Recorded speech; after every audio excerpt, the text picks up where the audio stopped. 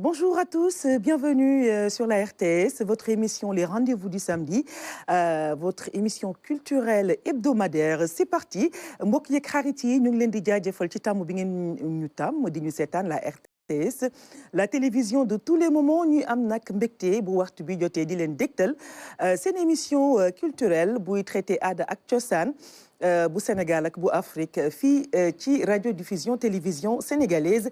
tey nag ñuy am mbégte di dalal ay kàngam ku nekk macha allah ci domaine bi nga nekk, le cinéma à l'honneur.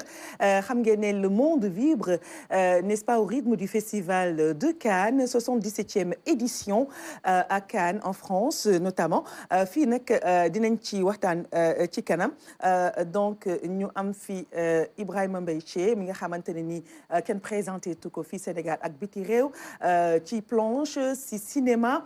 nanguwul sax wax ñu combien de films à son actif. xam nga cat moom dafa sew loolu la xale yi wax, mais dinañ ñëw ci kanam parce que dinañ ko wax loo tey par force dina wax tey.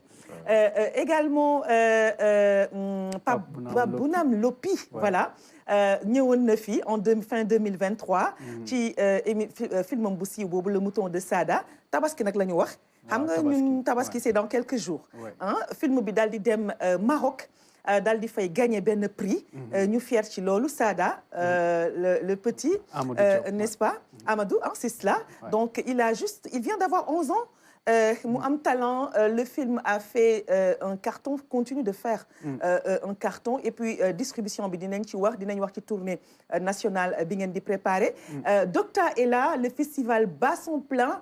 Festigraphe moom nag mu nekk premier artiste graffeur bu initier un tel festival fii au Sénégal et en Afrique également. Il a initié d'autres festivals avec d'autres artistes, ma foi, talentueux.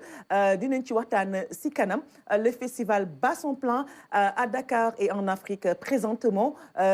Ils sont à la Maison de la Culture Douta Seck. On fait un coucou à Glory. Alors Ibrahima, dañ lay nuyu di la bàyyi nga dalal jàmm RTS ak nga nuyu suñu mbokku téléspectateurs yi. jërëjëf Ayni. xanaa di nuyu Sénégal yëpp rek. dëgg la di ñaan yàlla defal ñu jàmm, aaral ñu sunu dëkk bi te defal ñu tawféex. du dëgg. di nuyu waa RTS également. ñoom ñëpp di rafetlu ci seen liggéey. di wax ni c'est notre fierté, la RTS, parce que la première est la télévision nationale. Donc di wax ni ñu ngi am kontante tey di fi teew. dëgg la loolu am na solo. alors Pape Bounam Lopi, ñu bàyyi la nga nuyoo ba pare balaa ñuy ñëw ci mbirum xar. waaw maa ngi leen di nuyu Ayni, nuyu sama grand frère Ibrahima Mbaye. merci. oui di nuyu aussi Docta mi nga xam ne aussi ñoo tase fii tey. bien sûr. voilà, kontaan teew fii encore pour la deuxième fois pour wax si cinéma, wax aussi si sama film Mouton de Sada. le fait que aussi on est dans un contexte tabaski di waaj a ñëw ak yooyu. bien sûr, tu vois, waaw. waaw loolu lu ñuy neex lay nekk. alors Ibrahima Mbaye, de l'eau a coulé sous les ponts depuis sa tuisse à Popenguine jusqu'à Ni chaîne ni maître.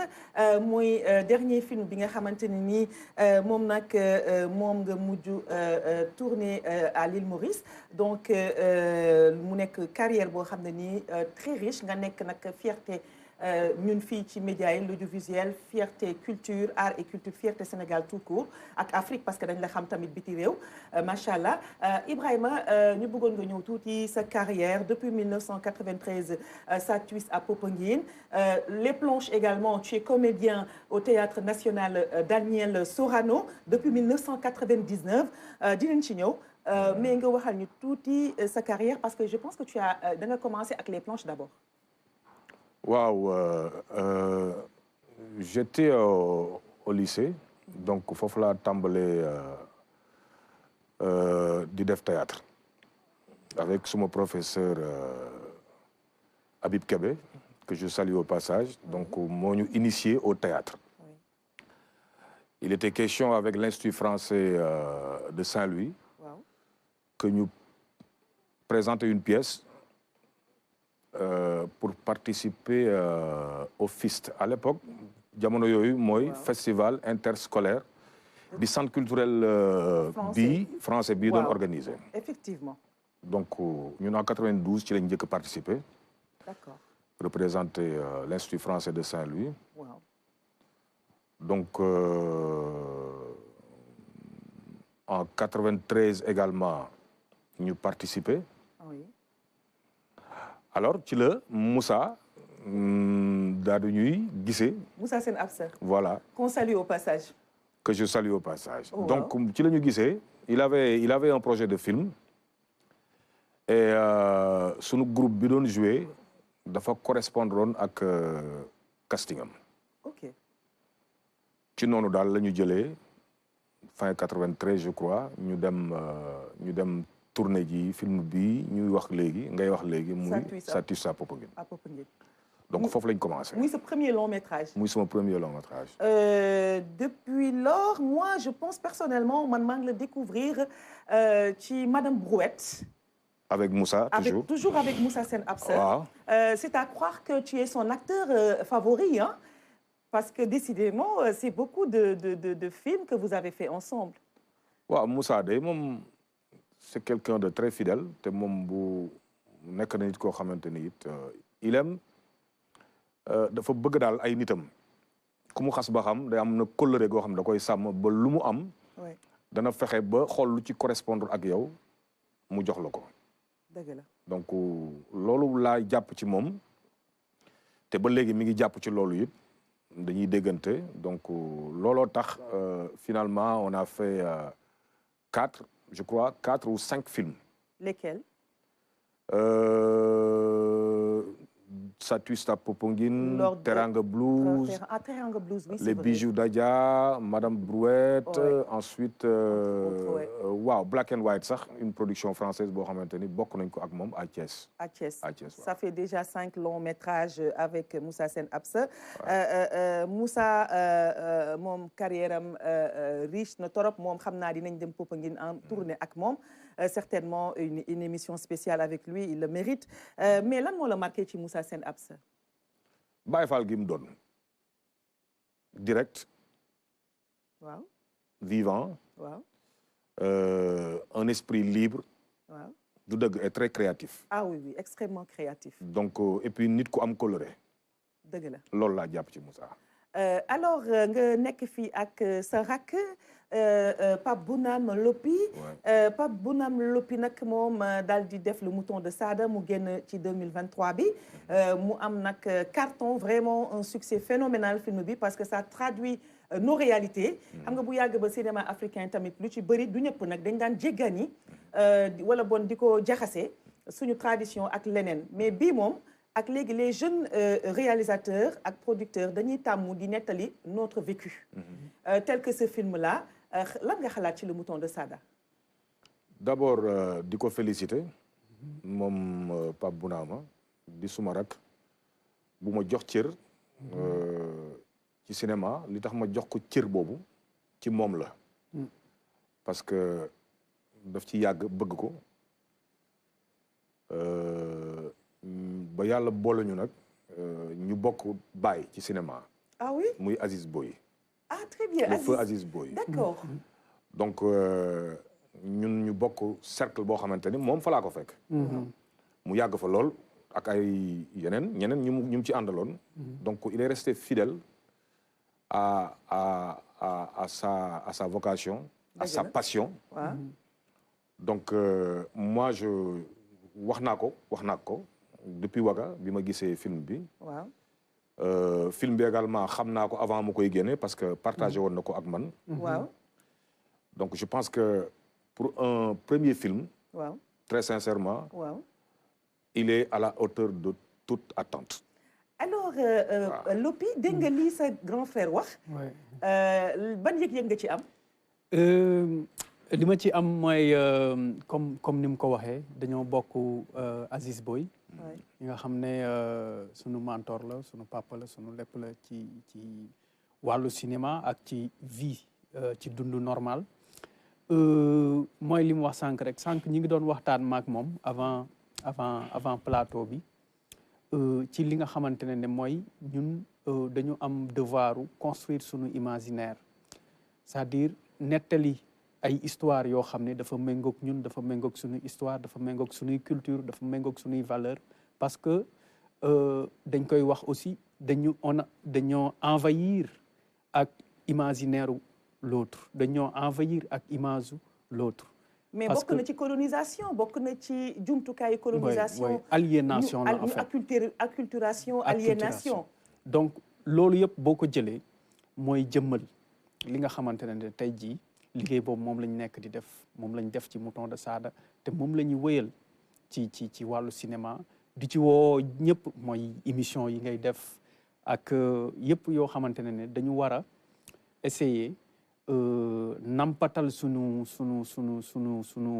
réew sunuy jeunesse sunu avenir u dëkk si li nga xamante ne mooy sunu cëslaay mooy li nga xamante ne mooy sunu ay valeur dëgg la donc man jàngat boobu laa ciy def et que le fait que ma ñëw tey da nga ma defal surprise parce que waxoo ma woon Ibrahima day ñëw da nga ma newoon rek Docta mais dama dugg si rek ma yem ci Ibrahima ma ne non hasard amul parce que maa ngi moom jege nañu même bu ñu gisewul c'est parce que moom mi ngi yëngu maa ngi yëngu mais jege bu ñu jege dafa leneen la quoi. Alors le Mouton de Sada moom Babou Diop la qui vit avec son fils Sada ak sa femme Koumba donc ak un mouton qu'ils élèvent dans la maison.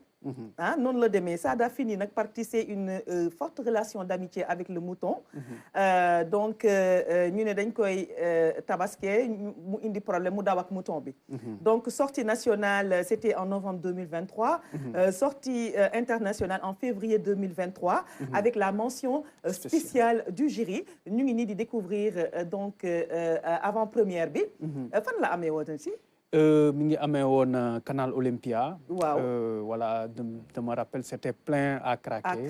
et que la salle était bëri di wax ne lu tax ñëw ñu lii ak tout ça. on découvre Koumba splendide dans son rôle de maman pour retrouver son fils sur les images donc nga wax ñu tuuti rek ci histoire bi ci tramu film bi. oui histoire bi histoire Sada la histoire aussi xar bi la.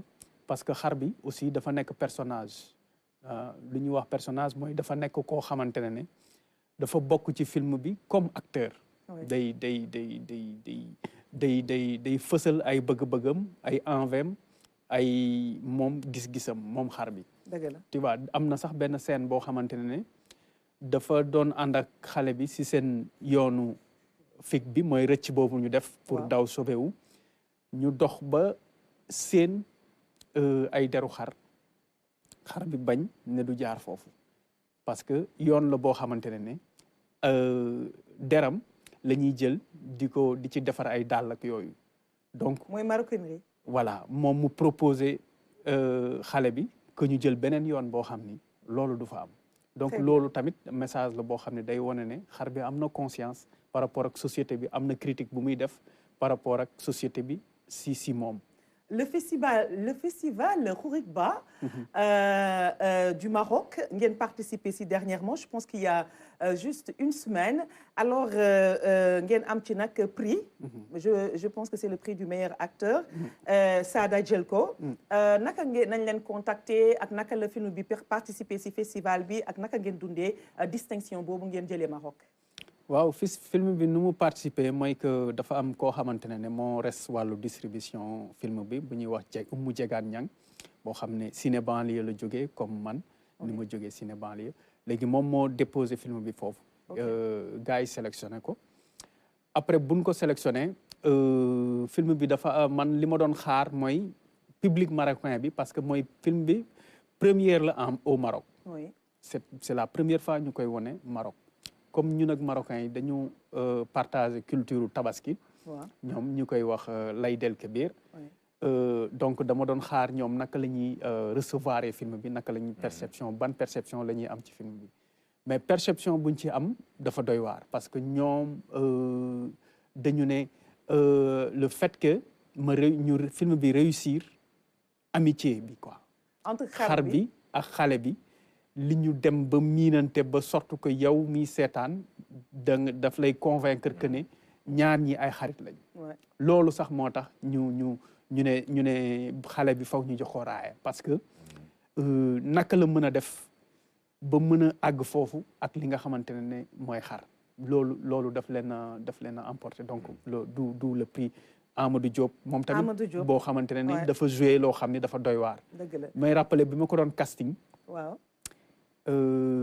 voilà bi ma ko doon casting dama dem fekk ko Géejawaay dama doon def casting sauvage maanaam damay woo rek ne dajale leen ma xale yi foo ci mbedd mi yëpp kon yow da nga dem ci mbedd mi rek voilà dajale xale yi rek Amadou tëll léegi Amadou moom waaw ma dajale xale yi moom mu taxaw ci buntu kër ga di xool pour moom bokk ci mais regard am dafa attiré sama attention parce que dafa am benn regard bu doy waar après nag ci laa ko woo casting ko comme ni ma castingee xale yëpp noonu ba ni mu Ibrahima tu as dégg nga li Lopi wax ci prix bi ak relation très forte bi nga xamante ne nii ils ont quand même réussi à tisser ça entre Sada et le Mouton bañ am ci raaya Maroc ci festival bi nga xam ne nii xam nga ko bu baax mooy Khouribga nga xam bu baax tamit Nourou Saïdine mi nga xam ne nii marocain bu liggéeyal cinéma marocain la ak cinéma africain en général naka ban regard nga ci am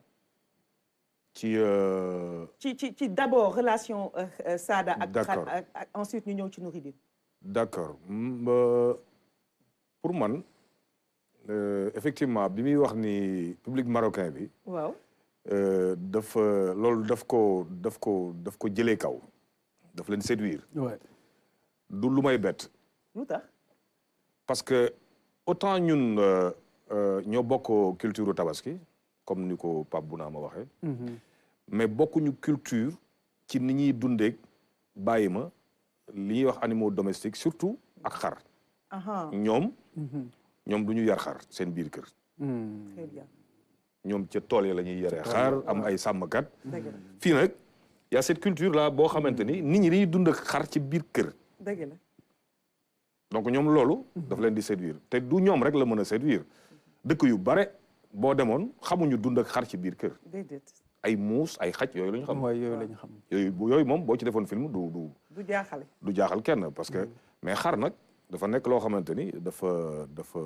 je pense que film bi wane na ni xar jegee nit comme yeneen bàyyi ma domestique yi ni ñuy mën a jegee nit ba créer cette complicité donc je pense que loolu lu Bounama réussir la ci diggante xar mi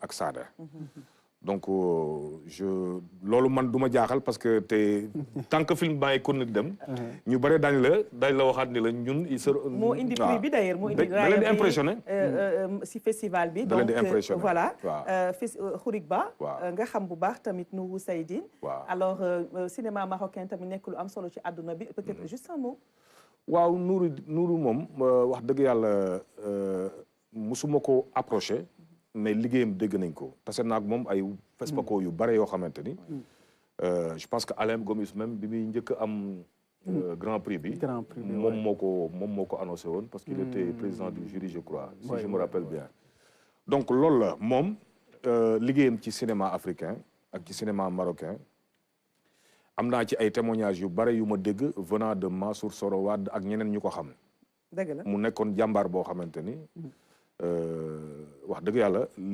liggéeyam gars yi mag ñi nga xamante ne xam nañ ko daan liggéey ak moom rafetlu nañ ko donc ñun tey mën naa wax ni ak Khouribga tey man bi ma fay mujj y a 4 ans je crois yow ci dans quel cadre nga fa demoon ñun Mami Wata la ñu yóbbu woon benn film long métrage bu Christian Thiam defoon d'accord donc mais empreinte Nouridine ba léegi ma nga fa da ngay dem xam ni am na ci salaay quoi am na liggéey bu ñu liggéey en amont laata festival bi di agsi fii très bien alors le FESPACO est l'une des plus grandes ou la plus grande vitrine cinématographique de l'Afrique fini l'Afrique noire donc ce film bi Le Mouton de Sada a été sélectionné dans la section perspective au FESPACO au dernier FESPACO le film doit tourner il doit faire sa vie dans les salles naturellement léegi yow dinañ ñëw si kanam ci tournée nationale bi nga xamante ne ni moom ngeen di préparer parce que dañ lay bàyyi nag nga dem mais auparavant ndax dañuy waaj a dalal Docta. Donc dañ ñuy wax naka la film bi def ba sélectionné ko au dernier FESPACO ci la section perspective. Oui film bi déjà FESPACO dafa amoon information que ne film bi mi ngi montage tu vois ñoom ñu ngi ko doon xaar avec impatience.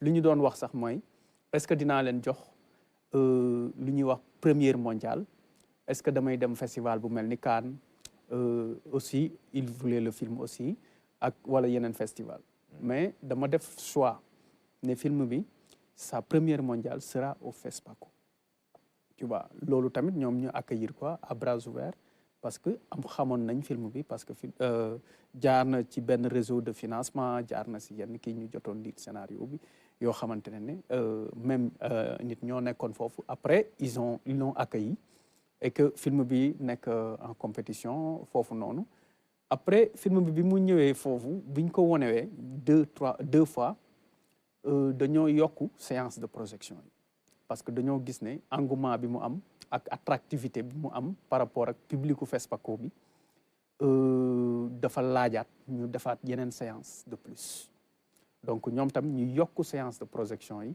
ñu woo ma informé ko man tam ça a été une bonne nouvelle ñu yokku séance de projection parce que day firndeel ne public bi nangu na film parce que man film defuma ko pour festival li tax may def film c'est pour le public pour les gens ñi nga xamante ne ñooy seetaan film bi et que dès que film bi réussir na à capter à convaincre son public donc man loolu laa jàppe réussite même si que après il y a une mention spéciale du jury de la part du jury par rapport au film ça c'est une reconnaissance artistique liggéey bi nga xamante ne man ak samay technicien ak production bi yëpp gis nañ ni loolu encouragement bu doy waar la festival bu toll ni FESPACO daal di sargal film bi jox ko raaya loolu ñu ciy nuyu bu baax tamit Ousseynou Thiam di distributeur bi waay voilà mooy distributeur bu film bi Ousseynou def liggéey bu am solo moom tamit ci distribution nationale ku gëm valeur sénégalaise valeur africaine la ku bëgg tamit cinéma di sukkandiku ci suñuy valeur pour nag mën a communiquer avec mooy li ñuy wax rek l'enracinement day ànd ak ouverture doo ubbeeku rek fàtte say racines sinon bu doo mën a jaay kenn lu ko jaaxal donc balaa le mot de la fin lan mooy projet dans le court terme certainement ça doit être la tournée le tour ouais. Parce que le court terme c'est que dañuy bëgg def tournée nationale parce que film la boo xamante ne film sénégalais la dañu rendre compte que film bi malgré fu mu dem ak ci àdduna beeg yëpp mais sénégalais yi dañu wan ne non lii sunu film la ñun ñoo ko gën a bëgg ñëpp ñoo ko gën a yàqamti ñëpp d'ailleurs ñi ko seetaanul sax dañuy yàqamti pour seetaan ko am ñoo xam dañ koy seetaan delluwaat saal seetaanaat ko moo tax ñu juge nécessaire que ne tournée nationale bi day am solo donc dañuy def tournée dans toutes les régions du Sénégal yoo xam ne day commencer le 6 juin ñu commencé ay Thiès ak continuer ba sénégalais yëpp jot ci quoi. dëgg la en tout cas nous souhaitons plein succès à ce film et à votre carrière bien entendu au cinéma sénégalais. Merci. Au sens large du terme bien sûr.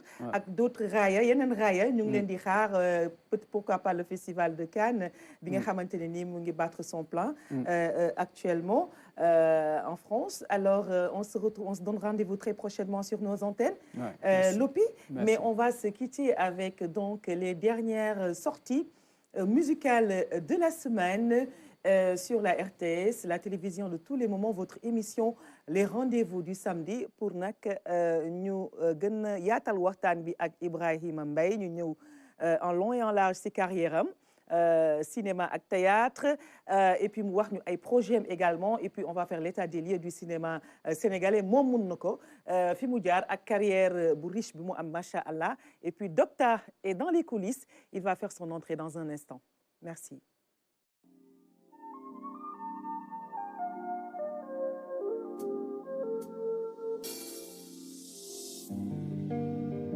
boo xamoon xol bi lum la dencal doo dem feneen di fa wëri mbëggeel ba muy metti ki nga nekkal tey bu neexee war nga ko woon mbëggeel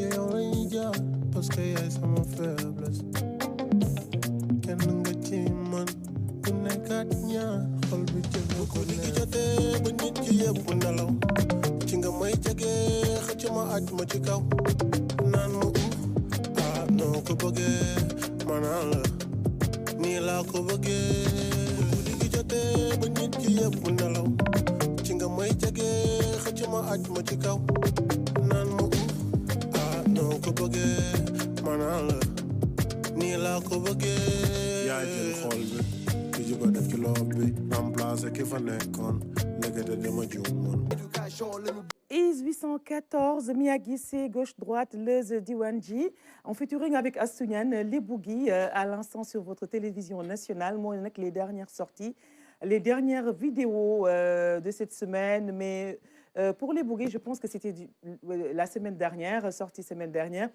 C'est des vidéos, ma foi, magnifiques et nous remercions infiniment Amadou Cham pour la sélection de ces magnifiques vidéos. Et donc, nous vous donnons rendez-vous pour cette magnifique sélection la semaine prochaine avec d'autres sorties internationales. Alors, chose promise et chose due. L'émission Bitolo Finak, Daniel Dalal, suñu troisième invité. Docta, donc, Dohandem Squad, c'est cela. Voilà, nga créé ko depuis assez longtemps, depuis 1994. Man sank bi may wax association bi depuis kañ la existe man li ma ko magee bëriwul de mais docteur yow xale nga quand même loolu mënul nekk. man booy la. waaw mais booy nga mais man tamit yow sa association mënul maase ak man wala ma mag ko tuuti. non mais xam nga association bi ñu ngi ko créé en 94. mais bi ñuy tàmbali graphe boobu ay booy la ñu woon ñu ngi nekk ay 88 la ñu jëkk a def graphe sur mur. Très bien. et boobu bon y avait dafa tombé woon ak set setal. waaw Ndakaaru salté ba nga xam ne kenn mënu fee ne. jamonoy set setal. waaw ñu utiliser set setal bi ak association mooy ASC yi pour set setal quartier yi. oui donc dañ la doon jox peinture na la bindal turu ASC bi def logo ASC ba pare na la dessiner benn sage koñ bi quoi moo xam jigéen la wala góor la wala benn sëriñ. waaw après li ci des yaa moom sa bopp. mais docteur ci loolu lañ lay bàyyi nga nuyul téléspectateurs yi. waaw maa ngi leen di nuyu ci invitation bi waa téléspectateur RTS yëpp et di la nuyu aussi ci invitation bi parce que bi nga ma woowee na ma acca il faut que ñu wax ko festigraphe bi ñu ngi ñu fekk en plein mur. mais on était content de ñëw fii tey partager avec les Sénégalais ensemble ce beau festival qu'on fait depuis 14 ans. Bien sûr. Graphie Santé, Festigraphe et d'autres festivals internationaux dinañ ci ñëw si kanam Ibrahima gis nga graffiti. gis nga le Festigraphe. Toi tu es un artiste dans l'âme lan la lay inspiré liggéey ñoom docteur. waaw tout à l'heure on parlait de bon maa ngi koy nuyu d'abord. suma frère la. on se connaît depuis très longtemps. J'imagine. donc di ku ñu ràññee ci li muy def di ko féliciter ci 14e édition bii mu nekk. di ñaan yàlla mu gën ci jàpp daal. allahumma je pense que l'environnement de chacun est précieux. Bien sûr. du dëgg. te tey image mooy loo xamante ni mooy li ñuy gën a wax ñun. li gën a wax doomu aadama. du télé rek du portable rek. loolu ay machine la. du dëgg. mais la création quelque chose qui vient du cœur. de l'esprit. nga xamante ni da nga koy poster fenn. avec un support cru. boo xamante ni et qui parle aux gens tout le temps. à chaque fois nit romb fa tu reçois un message. je pense que loolu man moom lay gën a bàyyiloo xel képp koo xamante ni yaa ngi dox nga gis ñu bàyyil la bataaxal parce que pour man bataaxal la. bien sûr. un message bu ñu la bàyyil ci mur. prends le temps prenez votre temps bàyyi leen yàkkamti beeg dawut xaalis bi taxaw leen ngeen jël temps xool ban bataaxal lañ la bàyyi ci mur bi. dëgg la lu am solo ngay wax parce que docteur je parle sous le contrôle de docteur ñoom graffiti c'est seen but en tout cas premier c'est de donner des messages c'est de communiquer à travers des messages hein. waaw parce que xam nga dafa wax bu am solo. prenez le temps nous on dit écouter avec les yeux. Très bien. C'est important. C'est très important. Important écouter avec les yeux parce que c'est pourquoi xam nga société bu nekk dafa am identité boobu ngay partager à travers li ngay def ñun le graffiti dañ ko tropicaliser. Parce que quand on parle de graffiti à l'international, ils sont dans l'égocentrie. C'est pas mauvais. C'est un environnement moo laaj noonu. Ñun c'est le contraire. On est dans la communauté. On vit en commun. On vit comment ça s'appelle et on partage en communauté. Donc c'est important ce que li ñuy def am impact positif sur la communauté. À travers le graffiti, on sensibilise, on conscientise et on touche du doigt quand ça marche pas. On donne notre point de vue. Donc aspect propreté bi parce que bu ñu dem ci mur li ñuy njëkk a def mooy bu mur bi salté dañ koy nettoyer ba mu set bala ñu def dara mooy koo seeti këram mun la da nga fay ñëw day aménager waat kër gi pour recevoir la. On a adapté cette technique, on l'a amené dans la rue. dañuy nettoyer foofu ba mu set ñu peinture ko mu weex tàll parce que la peinture égale la propreté et la propreté égale la beauté. Très bien. Donc boo commencé nag def ay couleurs tu as l'aspect esthétique ñu naan rafet na mais message bi moo ci ëpp solo. Enfin am ñoo xam ne le message imagé ça les parle beaucoup. Moo tax ñuy capter ay scènes de vie. Même si le lettrage est principal important sur le graffiti, mais l'image, parce que boo dessiné nit koo xam ne dafa nekk ci koñ yor pousse-pousse. xam nga ne Sénégal am na fi am na Burkina am na beneen dëkk. C'est africain. Bien sûr. C'est ñun la. Mais bu ma lay defal ay nu tëddee les towers. da nga koy gis rek waaw fee la. Ça te parle pas. Mais bu ma la defalee bâtiment boo xam ne dafa am comment ça s'appelle terrasse. am buntu terrasse ci kaw am ay yëre yu fa lank. Ça te parle. Ban cadre laa koy dugal lan laa la bëgg a wax. Quand je parle ak ñiy jàng am na nu may wax ak ñoom mais dafa am identité boo xam ne moom mooy tax ñoom ñu gis ci seen bopp. Donc le message est très important parce que impact social ou économique bi mu mën a am. Parce que un graffiti quand tu fais un graffiti tu achètes de la bombe. Ki lay jaay bombe peinture c'est pas un graffeur. dafa indi marchandise am teg ko. bu fam ko teg ay dafay fay. ay nit ñoo fay liggéey. yow nga jënd produit boobu dem ci mbedd mi en tant que citoyen en tant que patriote nga apporter quelque chose par rapport à ta communauté. Impact boobu ngay am sa communauté dafa am solo. Le festival le Festigraph existe depuis 14 ans on est ñu ngi ci 14e édition bi ren édition bi lan moo ko particularisé lan mooy thématique bi lan mooy thème bi. xam nga 14 ans parce que 2 ans yi dafa tëb. Parce que Covid def ñu ko jël quoi 16 ans la ñu waroon wax. Mais puisque Covid a pris 2 ans. Et 2 ans yi on a fait des fresques murales pour sensibiliser nit ñi par rapport à cette pandémie bu jàll. Cette année on parle de comment ça s'appelle I have a dream. I have a dream parce que on a eu un changement de régime. La population est dans cette euphorie et semble de voir autre chose. Mais on peut pas rêver juste rester rêver toog fi nga toog naan da ngay gént. Il faut que tu mettes la main à la pâte. Toi, c'est le rêveur pour atteindre ton but. C'est important. Non, il y a action. Il faut agir. Mais moi, li ñu wax naan ndey dikke gi ku nekk agir là. Ndey dikke gi ku nekk il faut mu indi natam. Exactement. Si chacun contribue au développement de ce pays-là, on va arriver à quelque chose. Si chacun s'assoit et dire que maa ngi xaar, you get nothing. te yaa ko teg sa bopp. Parfaitement. Et bu ñu bëggee sunu Sénégal mu dem fa ñu koy yaakaaree ñun ñëpp ci war a jàpp parce que sunu la. Et pour l'autre, nous, I have a dream. Yokk ci benn phrase bu am solo bu Martin Luther King di wax parce que dans Festigraph chaque année on a un parrain spirituel. Pourquoi? Parce que c'est des gens qui ont lutté pour l'humanité, même si c'est une cause noire qui défendait, mais c'est pour l'humanité. Et on a besoin de donner à cette nouvelle génération des icônes qui peuvent se référencer à dire que il a écrit l'histoire par rapport à un combat qui est mené pour un but bien précis. Nous avons l'exemple quand Cheikh Anta Diop, entre autres. Cheikh Anta Diop faisait partie de nos parents spirituels. Oui. Ibn Niobé faisait partie de nos parents spirituels. Mamadou Dia, l'année passée, comment ça s'appelle Thomas Sankara, Amical Cabral, Nkrumah, tous ces grands hommes, Aline Sitoé Diatta, Myriam Makeba, et même nos frères qui sont partis en cours de route, on les a mis parce que pour nous, c'est important de souligner ça. Martin Luther King disait, si une injustice est commise quelque part, il met en danger la justice mondiale. On ne va pas faire de la justice en faisant de l'injustice. Comme Mandai a comme Amandai a le droit. L'autre, nous I have a dream sur beaucoup de plans. Et cette année, on est aussi dans le challenge de faire le mur le plus long du monde. Ah oui. Le mur de graffiti le plus long du monde. Parce qu'il y a 9 ans, Dubaï avait gagné ce record. Et c'était un mur qui faisait 2 km 200. Ce mur n'existe plus. Donc le record, il l'a battu, mais le mur n'existe plus. Des frères qu'on a formés du Sénégal, ils vivent à Bénin, mais ont été formés du Sénégal. Ils ont fait, nous avons formé à Béninois, nous dëkk Bénin. Ils ont fait le mur de Goudou, Afrique. Ça fait 900 mètres à Cotonou. Maintenant, nous, ñaar ñële yëpp lañ bëgg a gagner. Bu Bénin bi ak Dubaï bi ñu def 2 kilomètres de ancien pompier ba gare de Colobane. fu mu toll nii c'est rek très loin. fu mu toll nii C'est rek très gars yi jot nañ def 163 mètres fu mu toll nii. Ok, fu ñu toll nii fi ñuy waxtaan rek ñu ngi ci 163 mètres. d'accord. Après ay les arrivées par rapport à nos invités. waaw am na ñoo xam ne ñëw nañ suba la ñuy ñibbi am na ñuy ñëw tey ci guddi.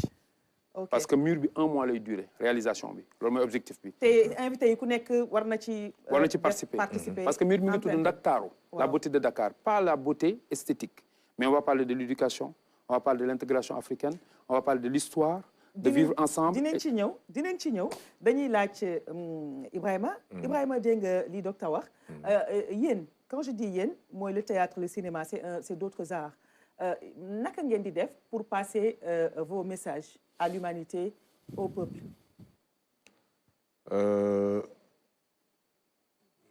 bu dee ci théâtre la. waaw bu dee ci théâtre la. À partir d'un écrit d'une pensée maanaam benn xalaatu nit bu mu bind wala bu mu teg après ñu bokk ko xalaat après xool naka la ñuy def bu dee ci théâtre la ba réaliser ko bu dee ci cinéma la naka la ñuy def ba réaliser ko te ñaari yëpp. à travers le jeu des acteurs. waaw loolu daf ciy bokk.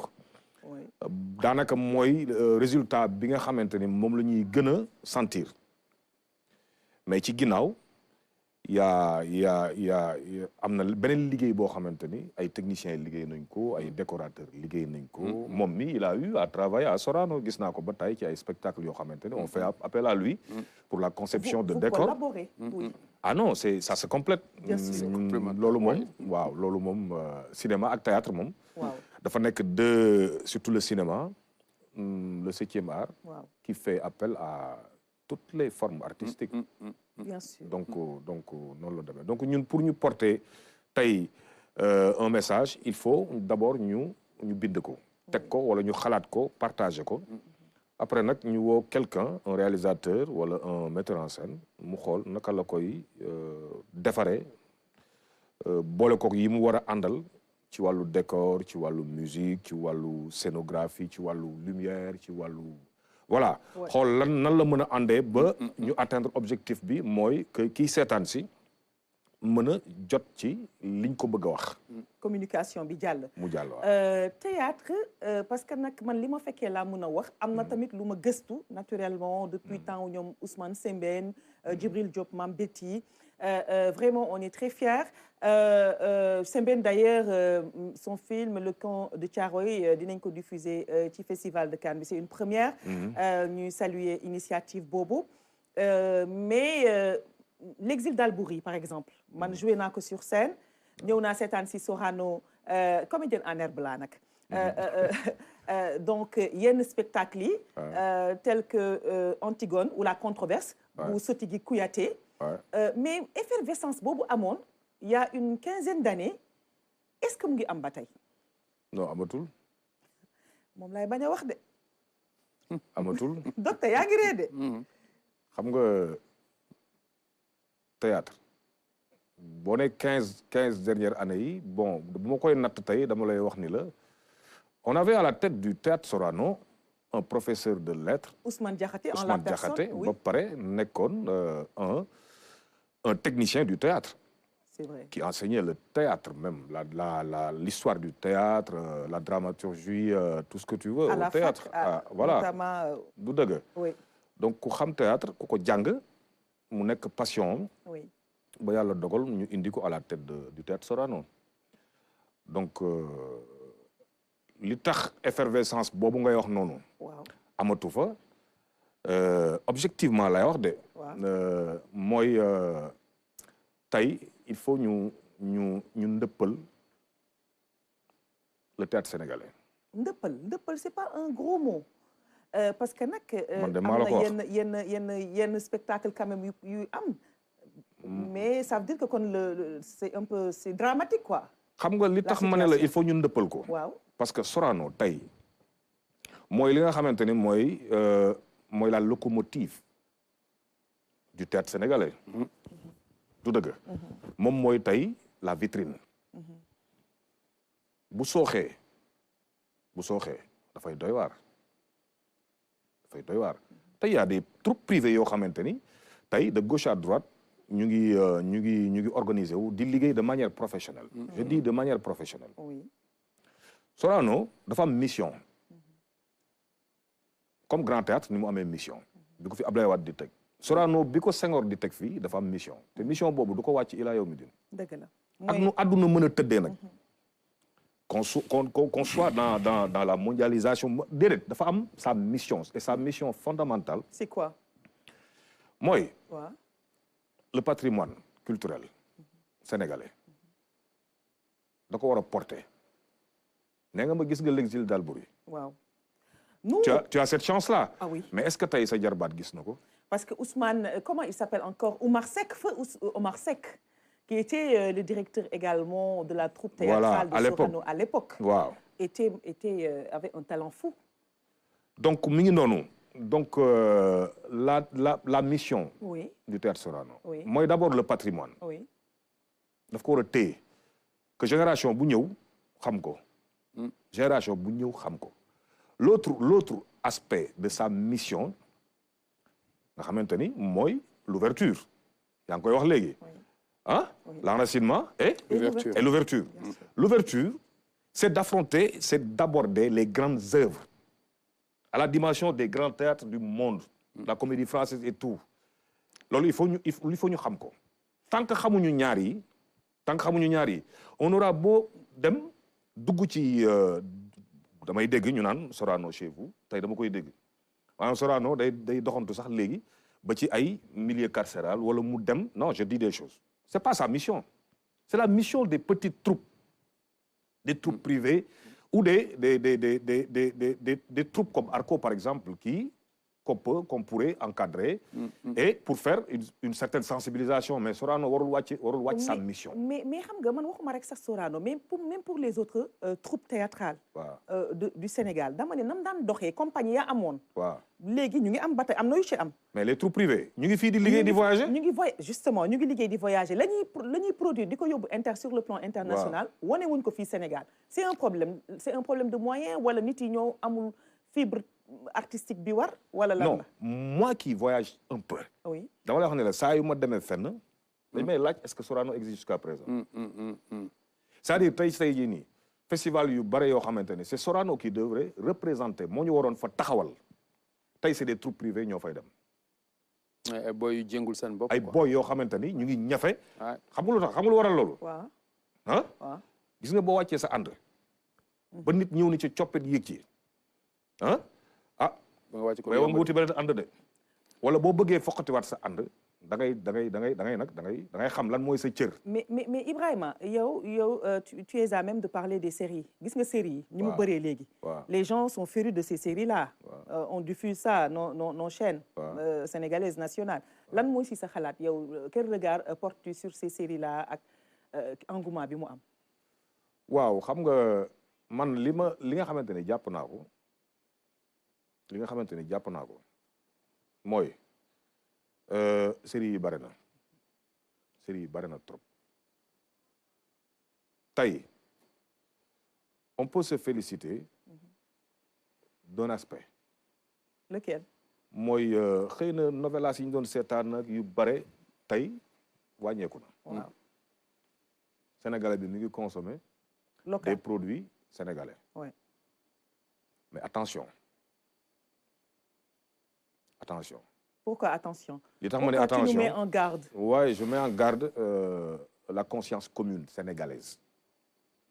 Parce que koo xamante ni da nga yor xel comme ñëpp yor xalaat te tàggatuñ la ci yenn critères yi nga xamante ni d'écriture de mise en scène de réalisation ba nga jàpp ni loo xalaat rek war nga ko mën a def série génnee ko ci société bii ñuy wax société sénégalaise. waaw mën na jur un danger boo xamante ni. ay dérive quoi. waaw ba dafa doy waar. dëgg la donc pour résumer li ngay wax rek mise en garde bi mooy suñuy création nañ ko adossé ci suñuy valeur ak suñu culture suñuy valeur en quelque sorte. tout en étant des gens modernes. Modernes, exactement. comprendre nga mooy enracinement et ouverture dont parlait notre feu président poète Senghor. Voilà. Alors docteur dina ñëw si kanam juste après le coup de cœur musical ci la programmation du festival ak invité yi donc tout de suite nous vous proposons amis téléspectateurs le coup de cœur musical de la semaine.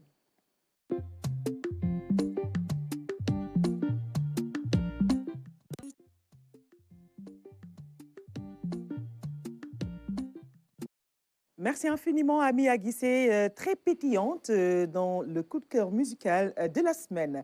Alors mbokk yi ak xarit yi ñu am mbégte di leen gunge di leen dégtal seen émission les rendez-vous du samedi qui bat son plein. Alors docteur festival bi Festigraph 14e édition. nga wax ñu sànq invité yi wax ñu le projet le plus long mur bi ngeen am. un défi un challenge extraordinaire. Entre autres ngeen initié également Graphie Santé moi ça m'interpelle personnellement. nga wax ñu tuuti ci Graphie Santé. xam nga Graphie Santé ñu ngi ko initié depuis 2008 dañ ko initié parce que on trouvait que il y avait une comment ça s'appelle je vais pas dire tout des discordes mais population ku ci feebar nga ko dem hôpital mu la dafa seer. dëgg la ndax du ma nee foofu du ma faju. waay dañ may yokk feebar. ragal boobu ñu ragaloon dem ci fi nga xam ne moom mooy nid d'espoir. Quand tu arrives à l'hôpital feebar c'est un nid d'espoir. Quand tu vois le médecin tu vas te dire que je vais être soulagé. bien sûr dina ma jox loo xam dina ma dalal parce que espoir boobu nit ki di ñëw nga dagg ko ci ndax jënd nga ticket ndax am nga xaalis kooku dafay ragal a dem. Mais on s'est dit on va être un trait d'union entre les services sanitaires et les populations. On a créé Graphie Santé. Et nous, au premier, les gens ne comprenaient pas ce qu'on voulait dire.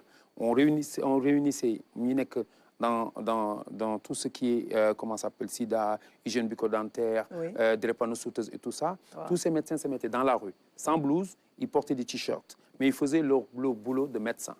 Et nous, à côté, avec les informations qu'ils nous donnaient sur différentes maladies, nous, on faisait des fresques murales pour sensibiliser la population. Maintenant, on le faisait tout le mois d'octobre. Chaque week-end, nous avons un quartier. Nous avons une population qui est mais nous avons une zone où la maladie est présente. Nous promouvoir pour que nous puissions comprendre.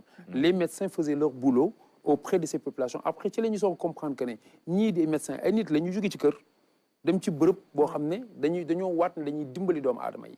Donc la première chose bi nga xam ne moom important quand tu arrives dans un hôpital dans un service sanitaire. La première chose mooy ñu dalal la. dëgg la lijjanti la. la psychologie d'abord koom gi soog a ñëw. Mais fii c'est le contraire dañu lijjanti koom ba pare. sa picc la ñuy yóbbu. waaw léegi ñu bari wàññeeku nañ ci geste boobu. Donc on a dit ok nous on est des artistes on est des porteurs de voix créons un environnement pour pouvoir amener tant soit peu une petite compréhension entre les populations et les services sanitaires. Nous créons quoi? Nous créons ça fait maintenant 2008 ça existe. À un instant on a fait un break parce que notre médecin officiel c'était Yahya Diop qui est parti et ça nous a comment ça s'appelle? On a resté 2 ans sans rien faire. On faisait pas la partie sanitaire, on faisait juste les murales. Après, on a repris. Parce que l'importance que les populations se venaient de nous, il faut que c'est vraiment des actions sociales à pérenniser, exactement. À encourager et surtout à soutenir. Les projet, c'est les festivals, il y a co-initiateurs au plan africain. Juste un mot avant une collaboration avec les universités américaines. Festigraph bi mu juddoo moom mooy noonu lañu ko tuddee mooy ndeyu festival yi Afrique. Parce que fa juddu nit ñi nga xam ne amuñu woon graphe sax seen biir dëkk on a essayé de benn bi mu fay dem amul woon graffiti ay 2-3 personnes ñoo fa nekkoon di jéem ma am benn artiste bu tudd Rafi invité ma fa ne ma kaay defal ma atelier man xam lu ñuy def boobu la biennale de Bénin était en train de se faire at bi ci topp. Ma ne ko ne la biennale bi sponsorisé ñu créé ce qu'on appelle le rencontre des graffeurs du graffiti. On est allé on a formé des jeunes yooyu ñoo def tey le mur le plus long du monde. Boo demee Guinée Conakry il y a eu un monsieur qui s'appelle Mbaye avec qui on a collaboré pour créer pour lancer la série graffiti. Quand tu me disais au premier fois oui grand damay lancer benn festival mais ça s'appelle le graffiti citoyen. On met en votre langue comment on dit citoyen? Il me dit la série. Je dis mais la série graffiti.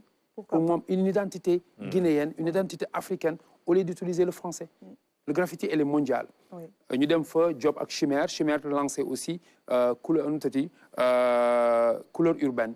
On a un festival de graffiti et on a poussé assez jeunes à le faire et à le lancer. Et ça nous a fait prêter. C'est la même chose comme ce qu'on a fait comment ça s'appelle, au Cotonou. On a allé aussi au niveau de Togo. On a travaillé avec Sitou. Surtout avec les gars de Patriotes. Wow. On est allé au Burkina Faso, ils avaient un festival. Je me suis même fâché avec eux pour que le festival. Parce que le pourquoi, c'est qu'il faut qu'il y ait des plateformes qui permettent aux artistes graffeurs d'exister en tant qu'artistes, mais aussi de faire vivre leur passion et de la partager avec la population.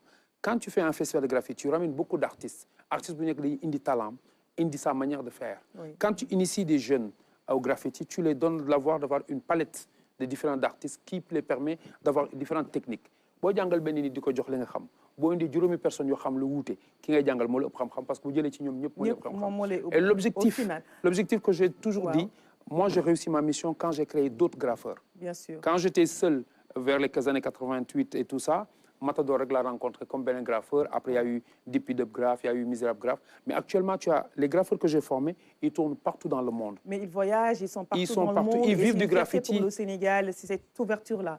Exactement. Wow. Et dans le festival, ce qui est intéressant, c'est que tu as pas juste des graffeurs. Hein, parce que parce que tu as même d'autres personnes qui ne sont pas graffeurs, qui sont des comédiens. Les jeunes de Rascapa.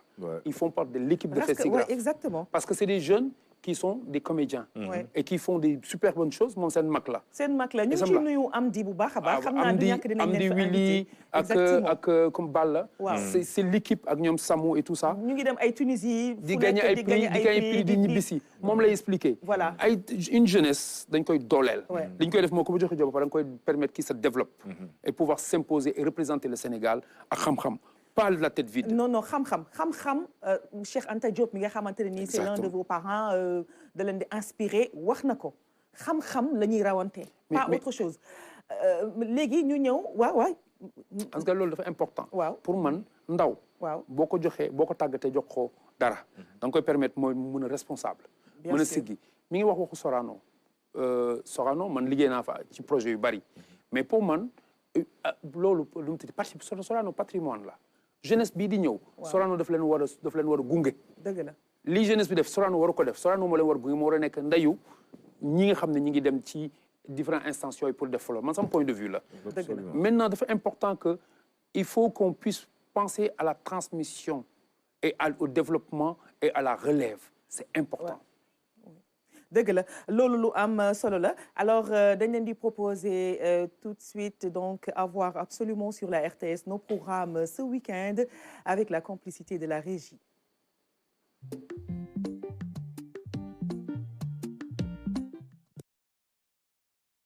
RTS aujourd'hui samedi, votre match de basket, ce sera à partir de 15h30, suivi à 17h30 de Beklen, Ndjakba et toute la team. Votre divertissement du samedi soir, ce sera de la danse à l'Institut français de Dakar et ce sera juste après le JT de 20h. Et point de vue demain est prévu à partir de 14h. Réni Comcom suivra juste après. Le dimanche soir, ce sera à partir de 21h, juste après le JT de 20h sur votre télévision nationale, la RTS. Merci beaucoup de nous regarder. Voilà, on va donc vous proposer dans un instant à écouter, à apprécier et à partager sur nos ondes nos différentes stations radio sur la RTS.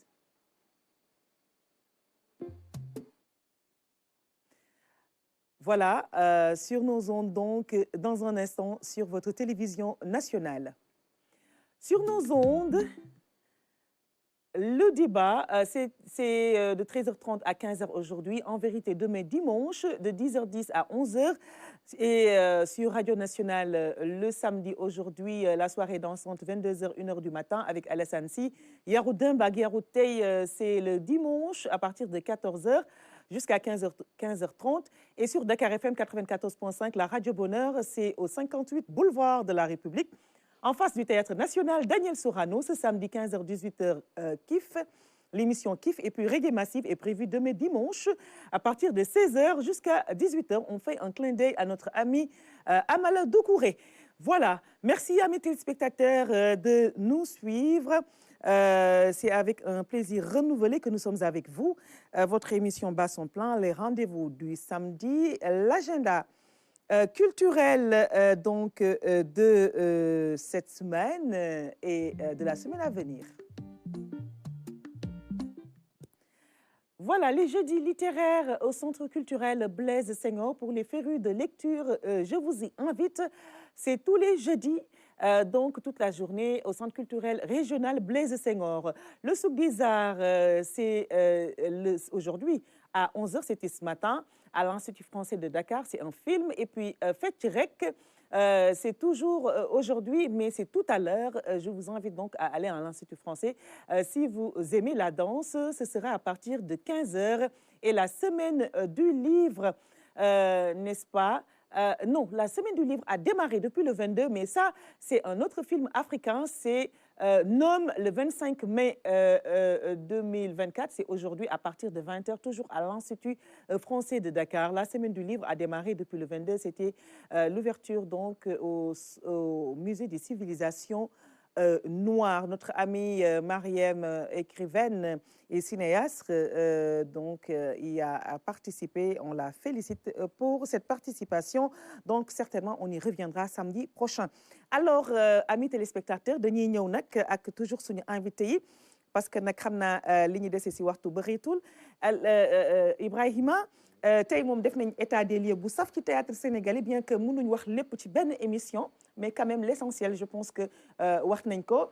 Tey yow boo amoon ay conseils yooyu joxe pour que théâtre bi gën a jëm kanam, cinéma bi également ñu gën ko mun a exporter, lan lay nekk? Tout à l'heure sànq maa ngi la koy wax. waaw. bi ma nee nañ dëppal théâtre sénégalais nga ne man dëpp est-ce que ëppul li ma ciy dégg mooy ñu toog gëstuwaat ko saytu ko les assises nationales du théâtre sénégalais ñu woo ñi xam théâtre te jàng ko la wax de. dëgg la. comprendre nga. waaw. ñu saytu ko xaatim ko teg ko c'est une proposition. Deuxième proposition bi may def mooy il faut dissoudre l'administration théâtrale. Ah oui. amu fi njëriñ. Très bien. Ce point de vue la dëgg la. c'est dafa nekk lu à tout point de vue ci boo ko xamee nga confronté wu ak loolu. Oui. dafa nekk luy diisal la création. Très bien. il faut mettre en place waaw. un système de management. D'accord. parce que ñun ay artistes lañu. dëgg la. voilà les deux propositions yi nga xamante ni moom laay proposer du dëgg aux autorités de ce pays. waaw. pour que ñu xam ni forcément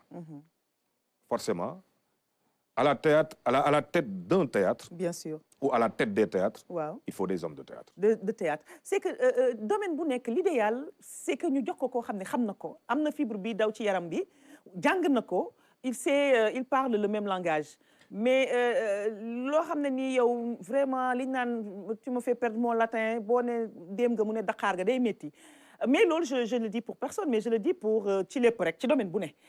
Ibrahima Mbaye, moi j'étais adorée dans Madame Brouette, j'étais adorée dans Satus à Popenguine, mais vraiment j'étais plus aimée, j'ai aimé ton rôle d'acteur ci Lors de Ninki Nanka, une série qui a fait un carton ici au Sénégal, dans le monde. Canal a diffusé ça d'ailleurs.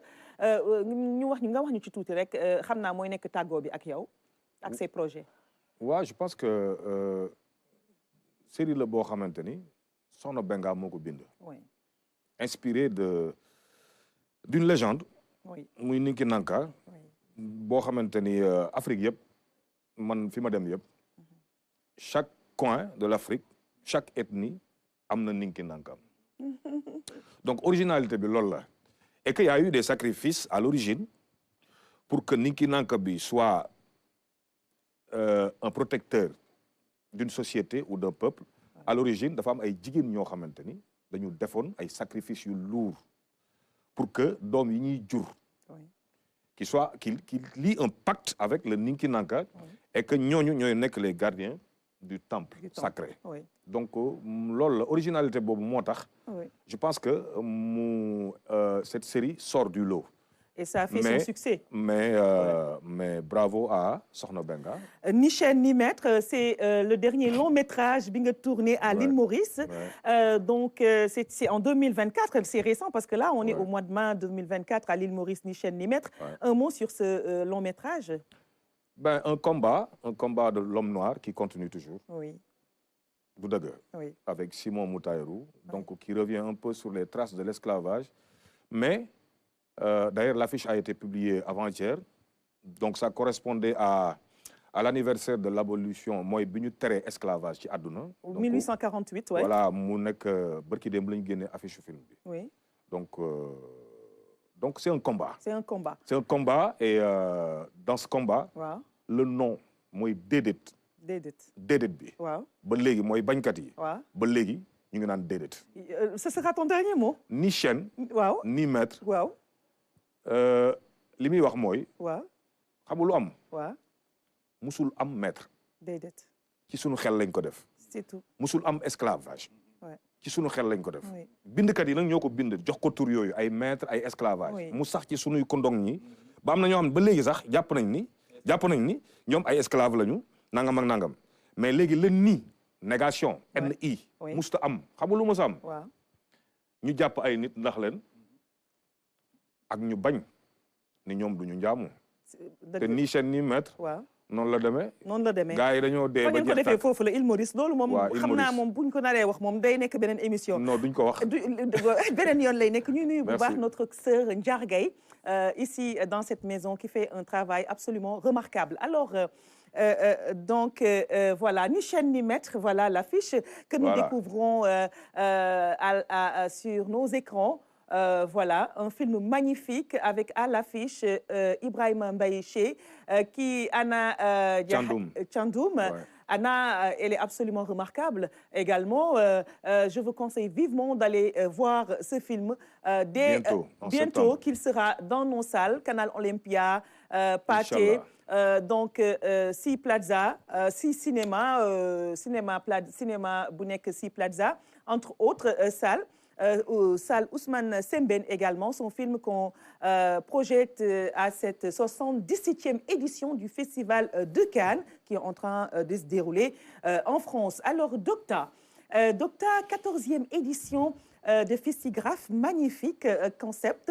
En tout cas, nous sommes de tout cœur avec vous. La RTS Merci. vous accompagne dans vos projets, tout comme Ibrahima. La RTS accompagne les artistes. On est de tout cœur avec vous. Lan ngay tàggoo, ban message ngay jox téléspectateurs yi. Je précise que vous êtes à la Maison de la Culture d'Outasek.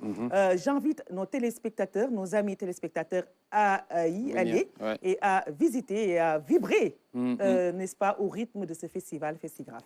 xam nga dafa am affaire bu grave tu sais que Ninki Nanka seen musée bi samay tableau lañ fa defoon musée bi. waaw bi ngeen di dem jëli kii bi samay tableau la waay waay waay. Ouais. te c'est ce que pourquoi ce ni chaîne ni maître boobu am solo Oui. ça ramène à ce qu'on dit dans Festigraphe on donne notre point de vue dans ce qu'on vit tous les jours on n'a pas besoin qu'on le dicte parce que c'est notre réalité et c'est nous qui le vivons képp koo xam ne bëgg nga découvrir Festigraphe Oui.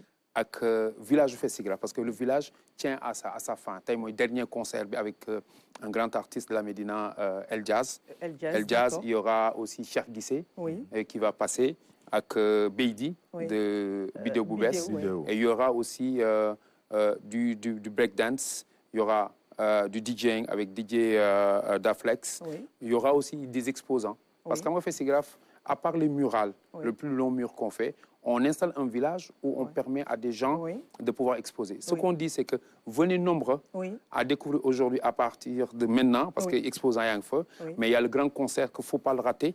C'est quand? C'est à partir de 18h De 18h. jusqu'à 23h. OK. Et l'entrée, elle est libre. Et le Festigraphe dure jusqu'à? Le village Festigraphe finit demain, mais le mural va jusqu'au 17 juin Oui. et la restitution sera le 21 juin. Le 21 juin. Donc, pour montrer qu'on a réussi le pari Oui. de faire le mur le plus long du monde. Ah, mais on y sera, la Inch'Allah. RTS viendra pour Inch'Allah. filmer ce long On va mur-là. amener un huissier Parce qui que va ça, constater. c'est historique, il faut qu'on y soit. Ouais, ça, c'est obligatoire. C'est Il faut obligatoire. qu'on se- Exactement. En tout cas, merci infiniment, Merci à vous. Docta. Merci. Merci infiniment, Ibrahima Mbaye Che, artiste international, artiste boo xamante ne nii non mais il est fabuleux. Merci également à Lopi qui était là pour donc la distinction pour son film Le Mouton de Sada. ñi bëgg xar yëpp xam naa tabaski bi ñoom kii suñu collègue yi nga xamante ne nii fi mu ne nii waxu xar rek la ñuy wax. Merci beaucoup bëgguma tudd tur. Ndiar may nañ la xar bi Ndiar Gaye Le Mouton de Sada. Merci à toutes nos équipes qui ont donc participé à la bonne réalisation de cette émission. Nous souhaitons un plein succès, plein carton.